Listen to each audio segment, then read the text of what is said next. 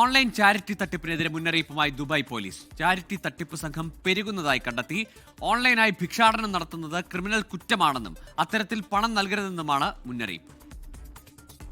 റമദാൻ മുൻനിർത്തി online charity തട്ടിപ്പ് സംഘം പെരുകുന്നതായാണ് കണ്ടെത്തൽ. സമൂഹ മാധ്യമങ്ങളിൽ വ്യാജ പോസ്റ്റുകളിട്ട് പണം സമാഹരിക്കുന്നു. ഇതിനു പിന്നിൽ പ്രത്യേക സംഘങ്ങളുണ്ട്. മെസ്സേജായോ അല്ലാതെയോ ലഭിക്കുന്ന സഹായ അഭ്യർത്ഥനകളോട് പ്രതികരിക്കരുതെന്നാണ് മുന്നറിയിപ്പ്. റമദാനിൽ കൂടുതലായി ദാനധർമ്മങ്ങൾ നൽകുന്ന സാഹചര്യത്തെ ചൂഷണം ചെയ്യലാണ് ഈ കൂട്ടരുടെ ലക്ഷ്യം.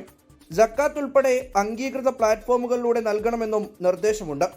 ഓൺലൈനായി ഭിക്ഷാടനം നടത്തുന്നത് ക്രിമിനൽ കുറ്റമാണ്. 3 വർഷം ജയിൽ ശിക്ഷയോ 10,000 ദിർഹമോ പിഴ ലഭിച്ചേക്കാം.